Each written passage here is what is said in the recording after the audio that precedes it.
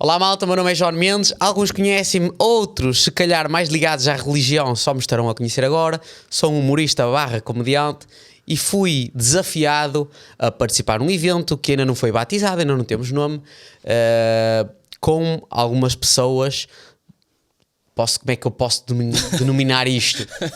Padres, pá, mas queria dizer uma coisa mais bonita, com mais impacto. Mas pode dizer padre, acho que fica bem. Ok. Apresento aqui o Sr. Padre Pedro, é formador no seminário, que é algo muito interessante. Acabaram por, ele e mais 2 padres acabaram por me convidar para um evento que se vai realizar. Ainda não temos bem a data, mas penso que depois podemos informar. E fui eu que propus esta espécie de podcast para tentar perceber o que é e para não ir às cegas, né? É a primeira vez que eu estou tão perto assim. A nível pessoal de tantos padres, pá, porque né, eu sempre tive pároco na minha freguesia, mas nunca pude privar e estar assim à conversa, e as minhas dúvidas devem ser um bocadinho as dúvidas de toda a gente. Então diz-me, o que é isto, por exemplo, do seminário?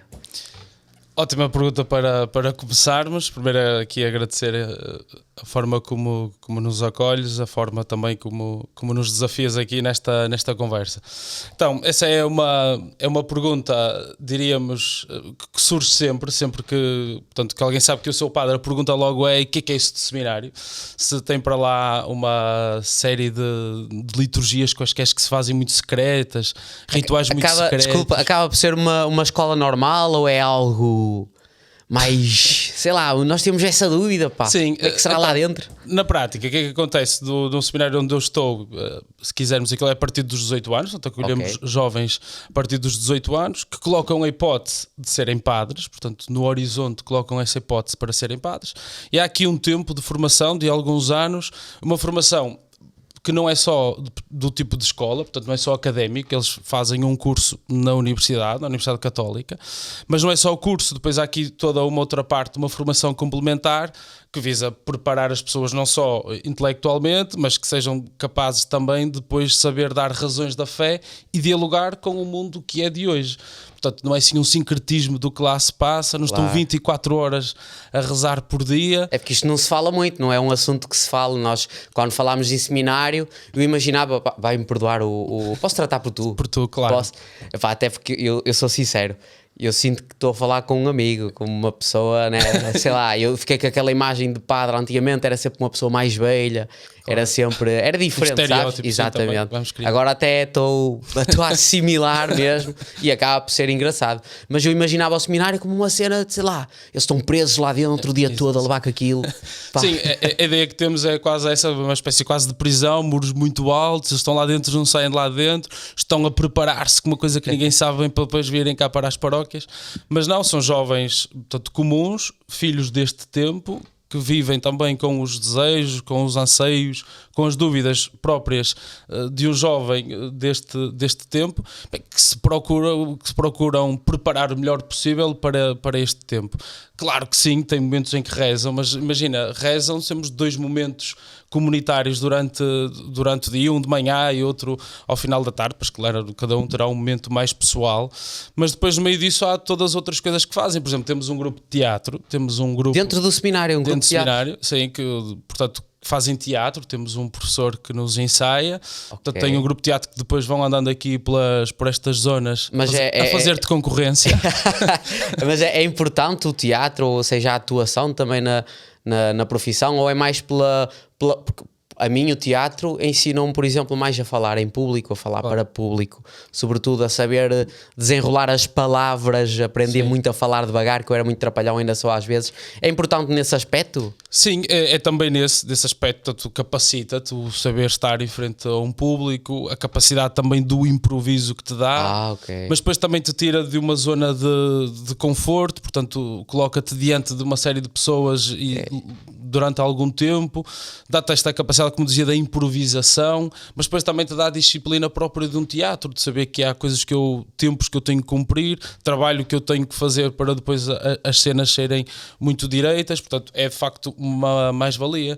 Mas, por exemplo, a par desse grupo de teatro, temos também, por exemplo, um grupo de cantares tipo popular. A sério? Assim, tipo, quase de cantar à desgarrada. É que é engraçado, porque eu numa missa nunca vi ninguém de concertina, pá. Depende. é um instrumento que eu nunca vi, pá, e até gostava, né?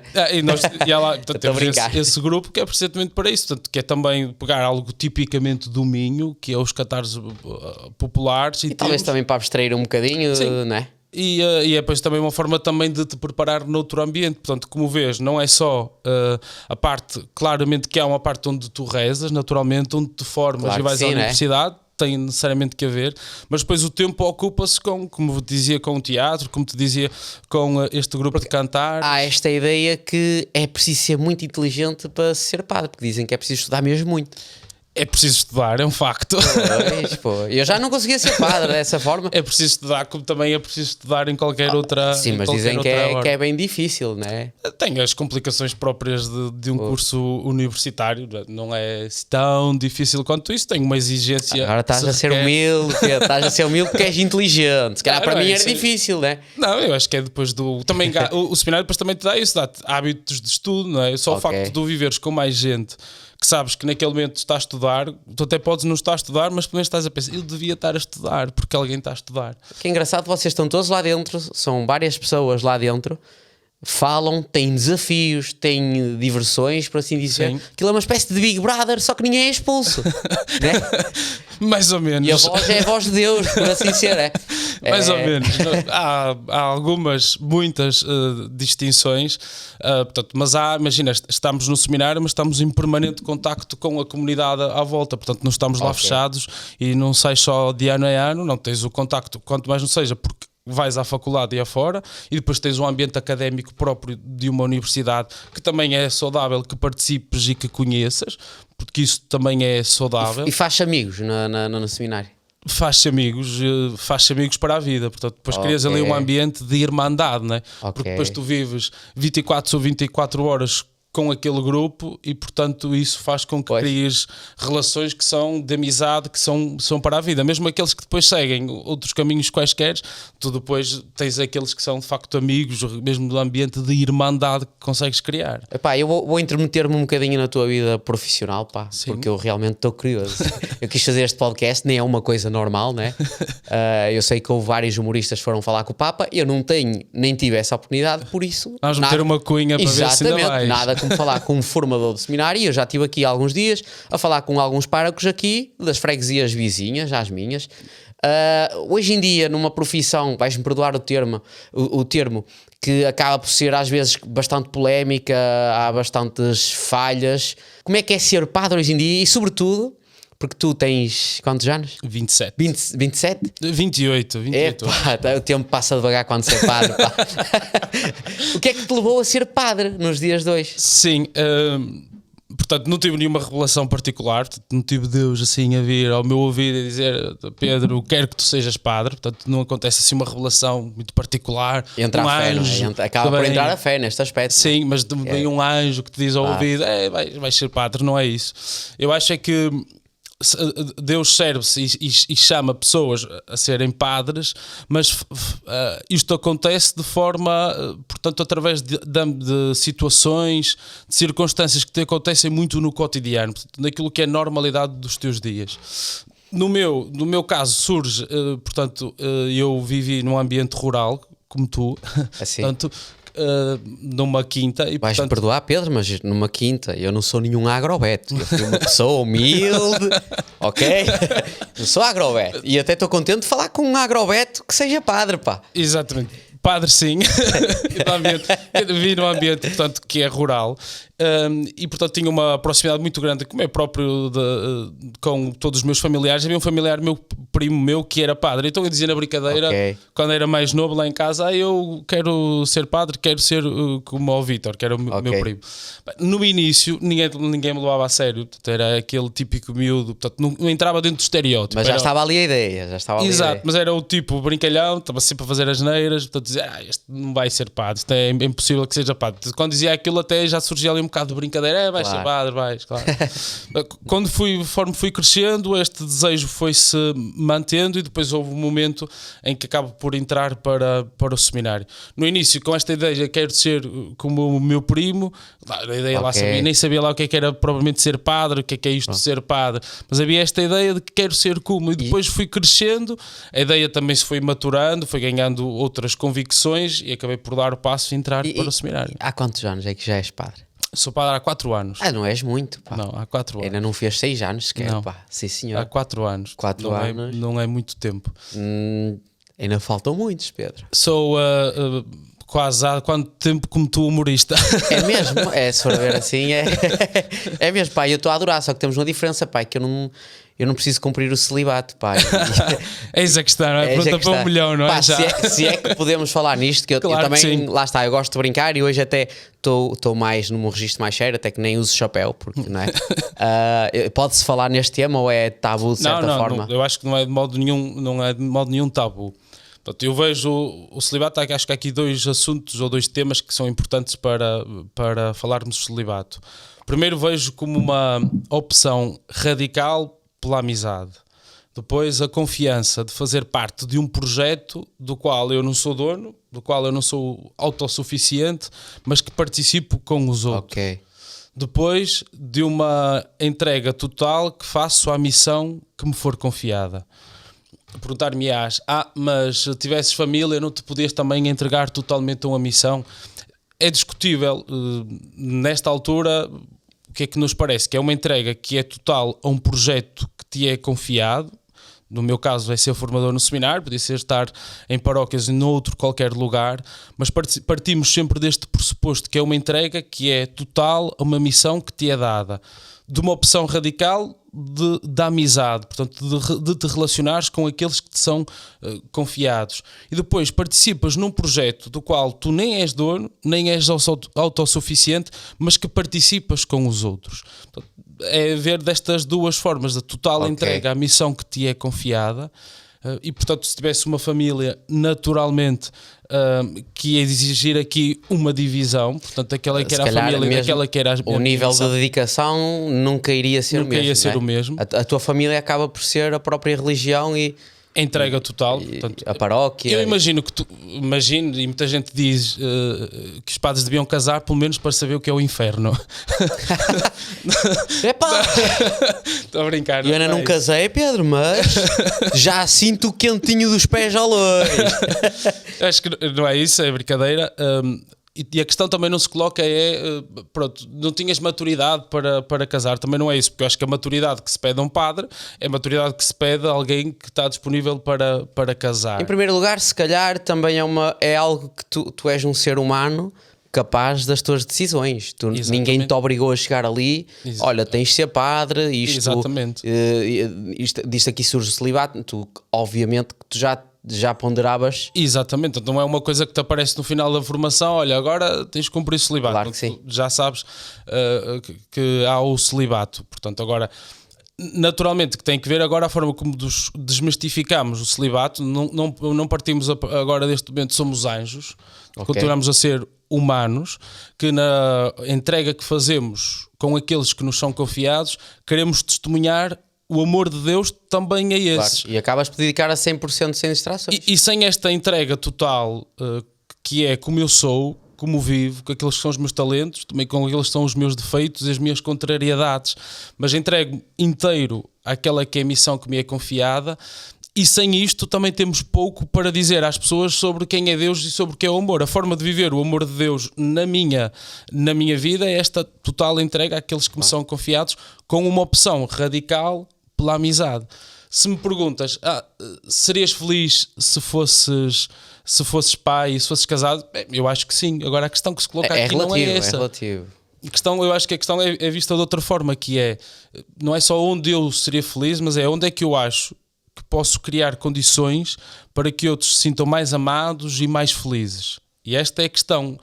E eu acho que sendo padre, este é o momento, sendo padre é a forma onde eu consigo criar, ou pelo menos tento criar condições para que a tua escolha acima de tudo. Sim, porque também pode haver o inverso. Muitas vezes uma pessoa tem família e diz: se calhar eu não poderia ser mais feliz se me dedicasse totalmente a vida a uma causa ou uma religião, porque há muitas pessoas que desistem, por exemplo, da carreira bué tarde e depois acabam por se dedicar, por exemplo, ao voluntariado e sentem um chamamento nesse aspecto. Ou uma opção. Nós hoje, por exemplo, sentimos muito. Há muitos jovens que hoje nos chegam ao seminário já com idades mais avançadas. E falar nisso, anexando, não interrompendo, anexando só outra questão. São muitos, são poucos? Como é que está o panorama? A adesão dos jovens ao seminário? Sim. Naturalmente, se quisermos comparar com outros tempos passados, hoje naturalmente que são menos aqueles que colocam a hipótese de serem padres. Isto não é, eu não vejo isto, não me lamento, me dizem, hoje somos poucos, isto é um problema, isto assim não vai para a frente. Portanto, eu não me lamento. O Papa Francisco tem lá no escritório dele, tem um placar que diz, é proibido lamentar-se. E eu vivo este princípio. Portanto, não vou, agora somos poucos, vamos lamentar-nos. Também não vou lamentar. Também não vou dizer, isto agora é mais difícil, porque estes tempos, antigamente é que era, 1950, eram todos cristãos, todos vinham beijar a mão ao padre, era tudo tão fácil. Sim, a devoção era algo mesmo... Sim, era diferente. Tinha um rácio de 99,9% de uma freguesia, por exemplo. Exatamente, mas eu lá está, não vejo, nem me lamento, nem vejo que isto é um tempo mais difícil. Aliás, eu acho um tempo diferente. Se calhar, hoje, pode ser bué à toa que eu vou dizer, mas antigamente, se calhar numa igreja, numa missa, 70 estavam por obrigação. E posso dizer que a maior parte deles, se calhar, nem ouvia, no sentido literal da palavra. Hoje, se calhar, aqueles que lá estão mesmo porque sentem e gostam, não é? Exato. E eu acho que, primeiro, também não nos deve assustar, somos poucos. Há três imagens que eu gosto muito, que Jesus lá no Evangelho disse que nós tínhamos que ser sal, ser luz e ser fermento. O sal nunca é na mesma quantidade que os alimentos. O fermento nunca é na mesma quantidade que a massa. E a luz é sempre um pequeno luz que ilumina um espaço. Ou seja, Jesus utilizou sempre imagens que são minoritárias. O sal, a luz e o fermento são sempre imagens minoritárias. Isto para dizer, não se preocupem se formos poucos. Esta não é a preocupação. Aquilo que me preocupa é se deixarmos de dar sabor como dá o sal, se deixarmos de fermentar a massa, o mundo onde estamos, como deveríamos fermentar, e se deixarmos de iluminar como é aquilo que nos é pedido. Isto é o que me assusta. Agora, se vamos ser poucos, isso não me preocupa. Agora, preocupa-me se não sou sal, se não sou luz e se não sou fermento no lugar onde estou. O facto da comunicação e da forma como a igreja se comunica com os mais novos agora, por exemplo, não é uma preocupação, porque, imaginem, eu pessoalmente, eu vejo os miúdos agora, não se fala em religião. Antigamente, lá está, como estávamos a dizer, era obrigatório. Claro. Agora, na Páscoa, uma pessoa ia se confessar. Agora, sim. Né? Sim, claro, tirando as freguesias que ainda têm o foro católico, o pessoal ainda é muito ligado, mas, por exemplo, nas grandes cidades e nos grandes centros, até também agora com o multiculturalismo, acaba-se por dispersar esta... Sim. Claro que hoje é um dado de facto, e é um dado que temos que assumir, não temos que fugir, não é uma agressão da qual eu tenho que me defender. Não, é um facto que hoje, de facto, que os jovens hoje são menos. Como outro princípio que dizia atrás, nem me lamento, nem digo que é mais difícil, é diferente. Acho é que temos que escutar aquilo que os jovens hoje nos querem dizer. Eu acho que nesse aspecto, eu tive com vocês pessoalmente... achei-vos pessoas extremamente educadas, nunca na vida diriam que eram padres, de acordo com aquela imagem.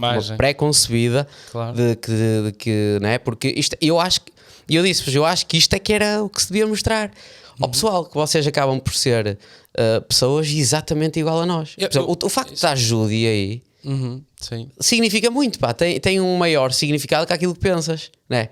Porque quem te vê aí, estamos a ver aqui dois amigos à conversa.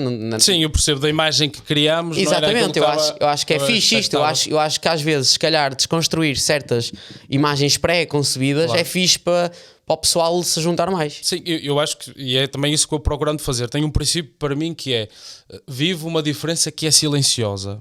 Ou seja, não sou mais do que aqueles com quem me rodeio, não sou mais do que eles, mas tem que se notar uma diferença. Não porque eu seja melhor ou pior, não é isso, mas tem que haver uma diferença. Pedro, na conduta nota-se completamente. Muito não é? bem, estou aqui a ser elogiado em direto. Não, mas nota-se, pá, e uma pessoa à tua beira, o pessoal do meu público sabe que eu ainda não disse um palavrão hoje, nem me sinto tentado a dizê-lo, pá, porque... Claro. Tentado, não sei. Não. Tu transpiras uma conduta que quase que encaminhas uma pessoa, pá, estou a sentir um chamamento. É lá, será? Não, já sou muito velho para isso, pá, já estou a dar demasiado anos.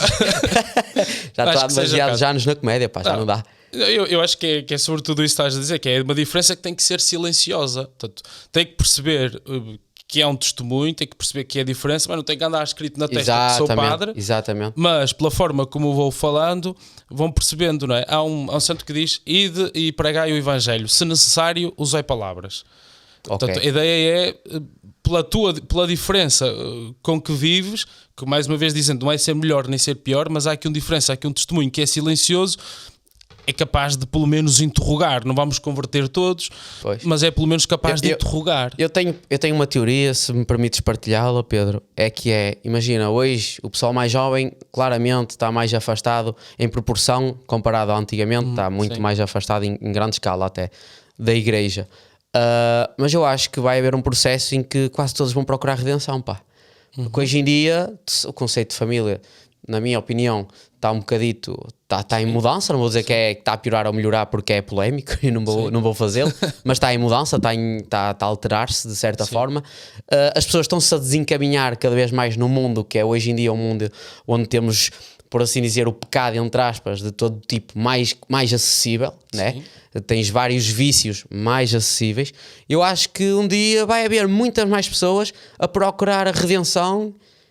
Pá, isto é o que eu penso. Redenção porque assim, hoje em dia temos muitas pessoas que não se dizem católicas, mas normalmente, eu já tive esta conversa contigo, o que eu acho é que é até elas chegarem à garganta. Sim, até quando elas chegam, acho que qualquer pessoa tenha é quase, né?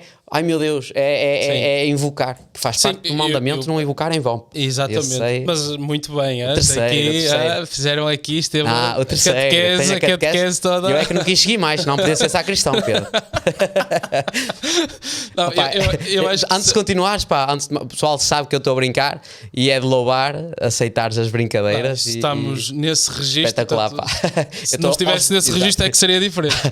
Mas é um risco, minha parte. Não, mas que sem esse risco também não teria graça. Ok, bom.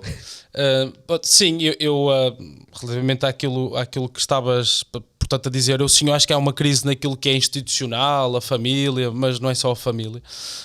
Se todos no final vão procurar a salvação, não sei, eventualmente.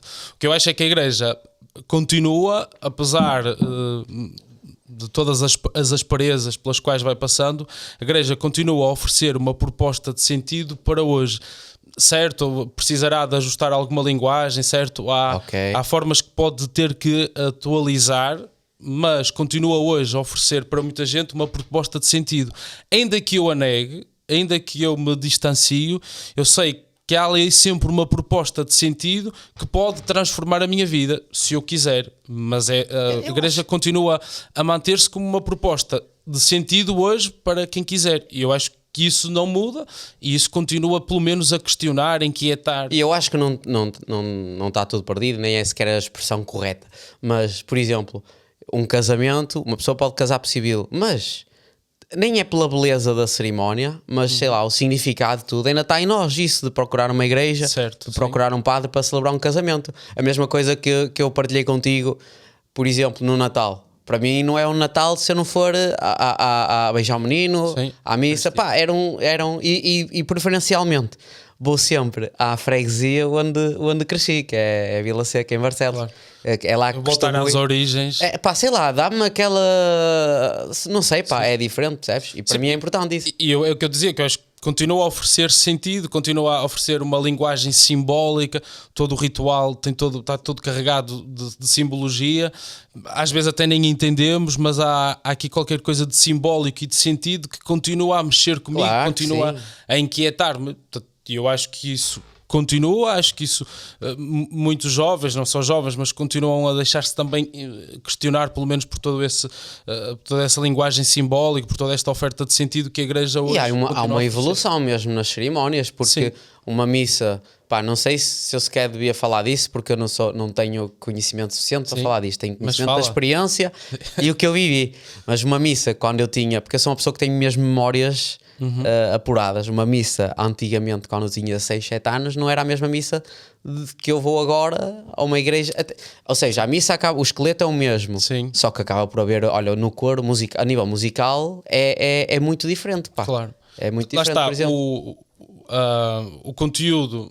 não muda, mas a forma, se quisermos, o embrulho, isso pode mudar, a forma como a mensagem é transmitida, como a música... Que é o importante, é o que estávamos a falar, a forma de comunicar. Acho que é a linguagem. Hoje acho que aquilo que nos é pedido, pelo menos eu sinto isso hoje, aquilo que me é pedido neste lugar, neste mundo, que é como é, as pessoas vivem como vivem, amam como amam, mas neste mundo aquilo que acho que me é pedido é traduzir o Evangelho, ou seja, traduzir aquilo que é a mensagem da Igreja. E traduzi-la como? Tenho que conhecer quais as culturas de hoje, que linguagens se fala, quais os estilos, o que é que hoje se ouve, portanto, perceber tudo, quais as linguagens e as culturas de hoje, para que possa traduzir a mensagem que eu acredito e que é dadora de sentido para mim, que é o Evangelho de Jesus, traduzi-lo hoje para a linguagem deste tempo. Isto é uma dúvida pessoal. Todos os padres têm a mesma interpretação? Ou cada um... Ou seja, pode haver uma parte em que é similar, mas cada um tem a sua interpretação pessoal e... São estilos, imagina... como tu és diferente de todos os outros humoristas, e todos os outros humoristas diferentes de ti, cada um tem um estilo, tem um fim o mesmo, que é a comédia. Portanto, tu querer passar uma mensagem de um ponto de vista do humor, nós também queremos, e há uma mensagem que queremos transmitir, mas depois há o estilo, há a personalidade, é a forma de ser de cada um, que naturalmente tu, quando estás a celebrar a Eucaristia, ou estás numa paróquia, não consegues apagar aquilo que tu és, como tu vives, as tuas ideias, a tua forma de ser, o teu estilo, tu não consegues apagar, isso está sempre lá presente. E portanto, muitos padres, cada um tem o seu estilo. Naquilo que é essencial há a unidade, mas depois também há a diversidade própria do estilo. E há uma diferença grande entre um padre da tua idade e um padre muito antigo. Por experiência, estou a falar por experiência. Sim, e é normal, porque cada um responde a um tempo próprio de uma formação. Portanto, acho que nós também não vamos exigir a alguém com 80 anos que consiga dialogar com este tempo. Estranho seria se eu tivesse a linguagem de um de 80. Portanto, acho que é normal e é saudável que a Igreja vive com esta diversidade e com estes estilos. Claro que não se pode exigir a alguém com 80 anos que tenha uma linguagem própria, que tenha a mesma linguagem que é mais novo. Portanto, é normal, é a diversidade, e ainda bem que há essa diversidade, e que também não podemos exigir que seja igual para todos. Mas por exemplo, tu estavas a falar dessa questão do Evangelho. Por exemplo, tu fazes numa missa, tu fazes a tua tradução, passas a mensagem. Sim. Não é? Hoje em dia nas redes sociais já tenho visto, eu vejo muite vídeos sobre o Evangelho. Pá, aparece-me, eu gosto de ver. Teu algoritmo. É algo que é algo que eu estou, porque eu já te confidenciei que eu tenho 30 anos, estou diferente. Pessoal, está-me a vir barba, estou a ganhar pelos no... Eu estou a ficar um homem diferente. Daqui a uns tempos está casado. E já estou a procurar redenção, como eu estava a falar. Mas, por exemplo, eu acho que com esta idade me interessei mais pela história de Jesus. No outro dia estava a falar com uma colega minha e eu nem tínhamos falado sobre isto, é interessante, que eu comecei a ver vídeos sobre a história de Jesus. E sei lá, acho que nunca eu via aquilo de padres mais antigos e só hoje é que começo a entender certas coisas. Se e a procurar logo pelo momento em que Jesus transforma água em vinho, se calhar sim, e mais hoje começo a aprender, mas hoje começo-me a envolver mais até pelo significado das coisas. E por exemplo, a volta de Jesus, como seria hoje em dia? Sim, pode acontecer a qualquer momento. Eu estou à toa nisto. Respondendo de duas partes. A primeira, eu procuro traduzir o Evangelho, não é, hoje, aquilo que é sobretudo na homilia, e eu procuro sempre fazê-lo a partir da experiência humana. Eu muitas das vezes começo a homilia com uma história que eu eventualmente vivi ou que li em algum lado. Muitas vezes é de histórias que vivi, ou que vi do meu avô, ou que vi do meu pai, ou que vi de um tio meu. Que é um bocadinho a realidade de todos, não é? Portanto, e que eu leio aquilo e sei, pá, isto de facto é interessante. E depois utilizo uma experiência humana e depois a partir daí percebo como é que isto é o que diz o Evangelho. A partir desta experiência, a ideia é tentar narrar. Jesus contava histórias e portanto a ideia é inspirar-se no estilo dele com histórias de hoje. Muitas vezes lembro-me de histórias do meu avô, do meu pai, ou até de outras histórias que vou lendo que me parece que são importantes. Porque crias ali um lado que é a malta está a escutar a história e percebe, de facto, isto acontece comigo, eu já vivi isto, capta também a atenção. E depois, a partir dessa linguagem que é comum, tu consegues depois ir à mensagem de Jesus e traduzi-la para este tempo.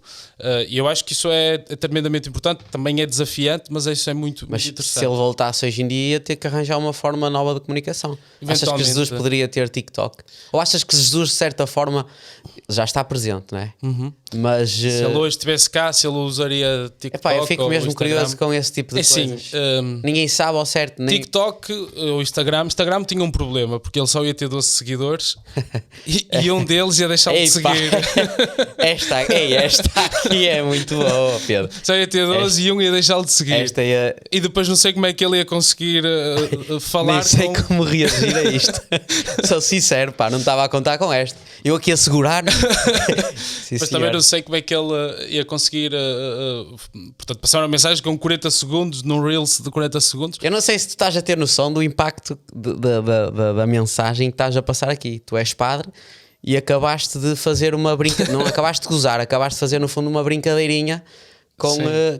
Isto é saudável, não é? Isto é saudável. Eu costumo dizer que a boa disposição numa família, por exemplo, que é o que nós somos no fundo, a boa disposição aproxima a família, a alegria, as piadas. Claro. Então és a favor disso. Quer dizer, mostraste, mesmo que digas que não agora. Não, mas sim, eu acho que isso é tremendamente importante. A forma como não temos que andar sempre, quando às vezes pensamos o alegre tem que andar sempre aqui a reganhar a taxa e está sempre aqui a rir. Não é isso, mas é um sentimento que tu tens de fundo, que és alegre. Não quer dizer que tens que estar sempre a rir, mas há um sentimento de fundo que tu vês a vida com bons olhos, tens uma bondade na forma como olhas, como acolhes os outros, como falas, e isso depois pode-se transcrever ou pode-se traduzir a partir do humor, seja na minha profissão é parecido, porque uma pessoa trabalha com alegria, faz pessoas rir, damos da nossa energia às outras pessoas. Eu já partilhei contigo que nos meus espetáculos tenho uma mensagem, ou seja, de certa forma o nosso trabalho acaba por não ser assim tão diferente. É verdade. Ao fim do dia, a minha última tour se chamava-se Ao Fim do Dia é isso que interessa. Né? Ao fim do dia é isso que interessa, é passar a mensagem certas pessoas através do nosso trabalho. Através da linguagem que cada um tem, a partir do lugar onde se situa. Mas acho que sim, que é esta uma ponta ou algo que é comum entre nós, é precisamente isso. Tu, através do humor, há uma mensagem que queres passar, portanto, tu queres, de alguma forma, transformar positivamente a vida daqueles que estão diante de ti, e eu, de alguma forma, quero passar a mensagem de Jesus e que acredito, por mim mesmo, que esta mensagem pode transformar a vida daquelas pessoas. E, portanto, no fim do dia é mesmo isso que conta, e acho que é isso que, de alguma forma, nos traz o sentido para tu achas que lá está, eu tenho sempre um bocado de medo de fazer as perguntas aqui, porque, sei lá, uma pessoa sente-se meio neste assunto em concreto, que é a religião. Sou leigo, completamente, mas achas que como é que eu posso dizer isto sem...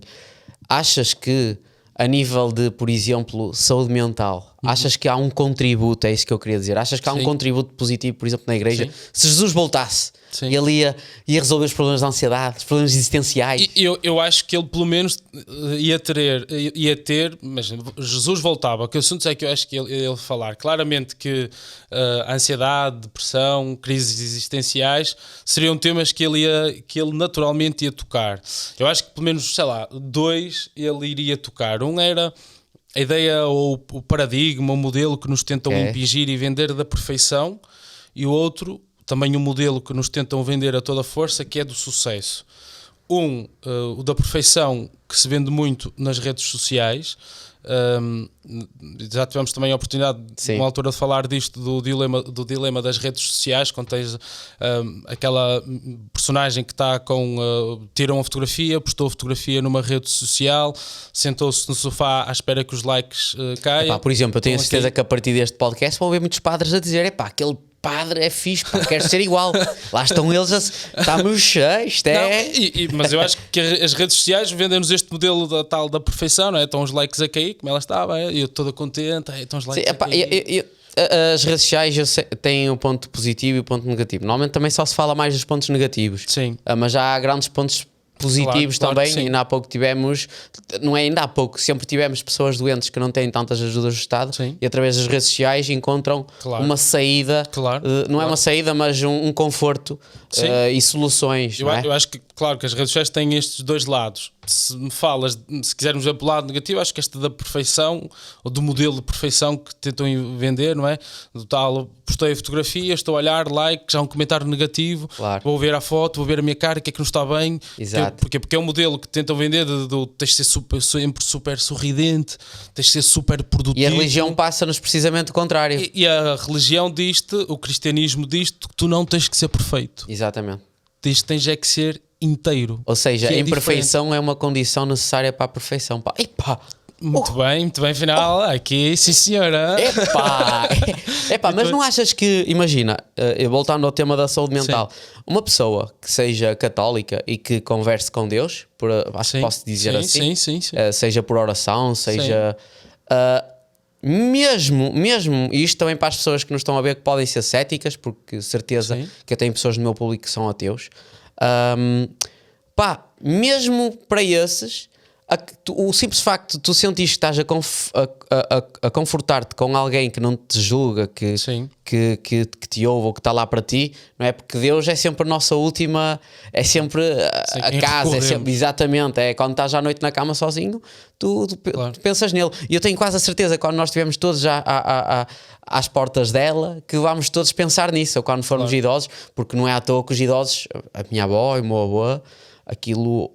Imagina, o meu avô passou grande parte da vida dele em discussões por terrenos, o tradicional de uma pessoa da freguesia, e quando se tornou mais velho ficou 300% mais ligado à religião. Achas que... Sim, porque eu acho claramente que aquilo que dizias é importante, que é a imagem que temos de Deus. Quando tu tens a imagem de Deus, é essa que eu acredito e é por essa que eu dou a vida, a partir da ideia do amor, portanto, daquele que te ama, portanto, tu foste criado por amor para que possas amar. E quando quer seja na oração, quer seja no teu cotidiano, quando começas a viver a partir disto, se eu fui criado por amor para amar, então eu tenho que responder a este amor amando outros. E este a dado momento como é que eu vou corresponder? Se eu me sinto amado, tenho que corresponder a este amor amando outros. E isto muda a nossa vida, porque imagina, era muito mais fácil, não sei se era mais fácil, mas era pelo menos diferente. Se eu tivesse a imagem de um Deus que era...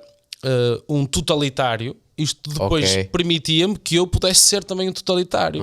Se fosse Deus, tivéssemos a partir de uma imagem de um justiceiro, então eu agora posso ser um justiceiro, mas o Deus revelado em Jesus Cristo, que nós acreditamos, revela-se como amor, foste criado por amor para amar, então tu agora vais corresponder a esse amor amando outros, e isto vai mudar naturalmente a tua vida, aqueles que estão ao teu lado.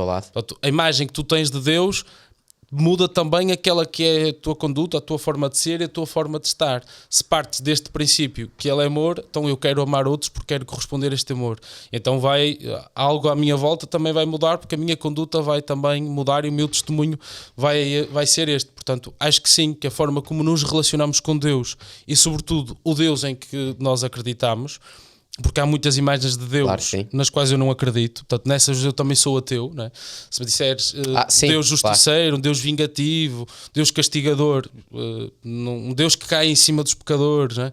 Ou um Deus das marionetas, ou assim qualquer coisa disso, desses eu também não acredito, e acredito no Deus que te criou por amor para que tu possas amar. Há uma imagem do meu avô que eu guardo, que também utilizei e já contei em algumas homilias, que era o meu irmão, quando era mais pequeno, tinha lá um pequeno quintal lá na quinta que os meus pais deixavam fazer, ele teria pai 6 ou 7 anos, e então E ele ficava todo contente, ia fazer aquele campo. Então ele, meu irmão, semeava ao desbarato, colocava para lá umas sementes, aquilo na verdade era só ervas, não crescia nada.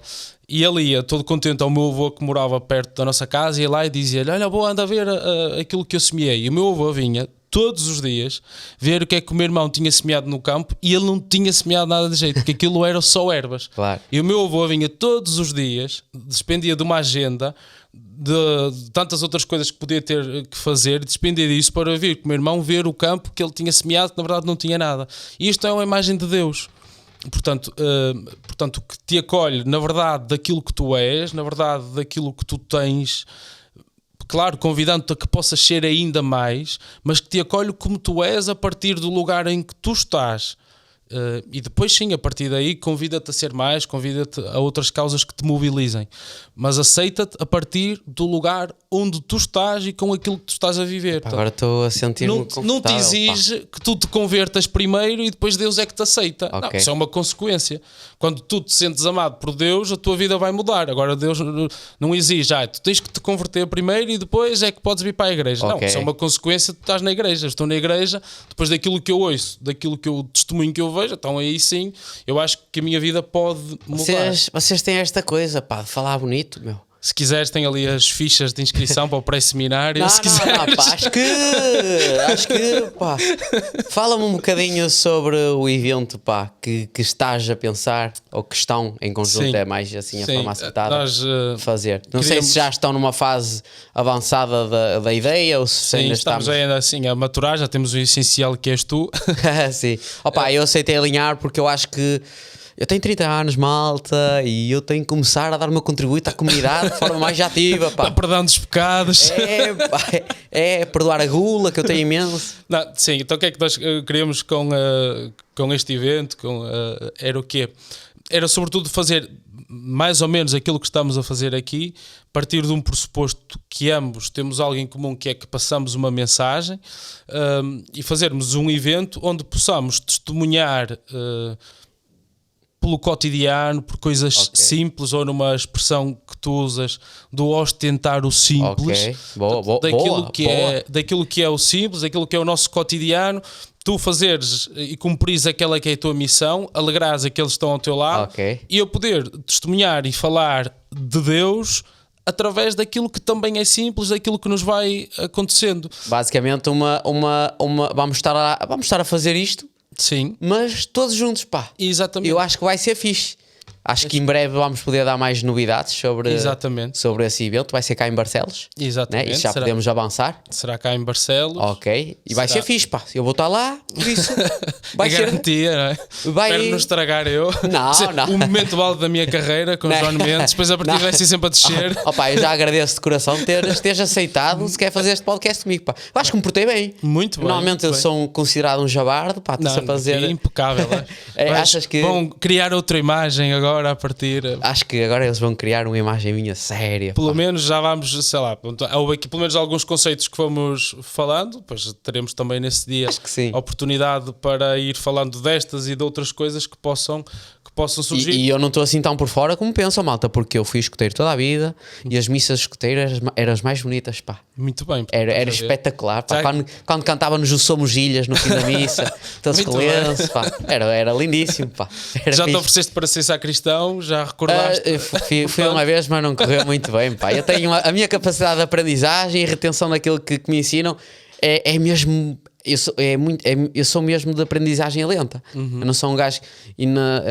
A primeira vez, eu não sei como é que é o termo, nós dizíamos ajudar à missa. Sim, és acolitar. Pronto. Aquilo foi eu deixei cair a cesta, aquilo foi mau. Provocou risos. É isso, portanto já desde pequeno se notava aí. E eu vou-te contar aqui uma coisa, que eu, quando era pequenino, toda a gente me queria para menino das alianças, porque eu era gordinho, baixinho e engraçadinho, sempre a rir. e então tinham-me dito, olha, quando você pode pedir, levanta-te e dás as alianças. Eu tinha a cestinha. E houve qualquer coisa que eu não me levantava e acho que me pediram as alianças e eu respondi ao padre, estou cansado. Isso está em vídeo, pá, e eu sou o gajo de conseguir esse vídeo. Isso é que era. E toda a gente diz, pá, portanto eu já, olha que num casamento da minha madrinha também, era eu de novo, não sei porque é que me escolhiam para menino das alianças. E ao entrar, eu olhei para trás Eu vi, espera lá, eu não sabia que as noivas entravam com o padrinho. Eu, espera lá, mas este não é o marido dela, pá, onde é que está o Vítor? E eu parei a meio, madrinha, esse não é o Vítor. Opa, e pronto. Olha, acho que foi uma conversa muito agradável. Sim, Pedro, muito agradável. deixámos aqui o convite para o evento que se vai realizar e que fiquem atentos, porque vamos dar novidades, vai ser fixe. Malta aqui da Barcelos, Braga, arredores, podem vir cá todos ter a Barcelos, pá. Se tiverem dúvidas podem falar comigo. Eu Isso também estou prestes aqui. Pedro, olha, vou-te dar um cumprimento. Obrigado. Muito obrigado por esta conversa. Não sei se queres deixar umas últimas palavras. Não, agradecer-te a forma como conduzimos a conversa e como vamos ver já aqui matéria para o evento que irá acontecer em breve. Olha, muito obrigado a todos que estiveram desse lado a ver. Eu ia dizer vemos numa próxima vez, mas vai ser presencial, por isso quando quiserem ver a próxima vez, venham ter connosco ao evento. Muito obrigado. Pedro, mais uma vez, obrigado. Obrigado. E até uma próxima, malta.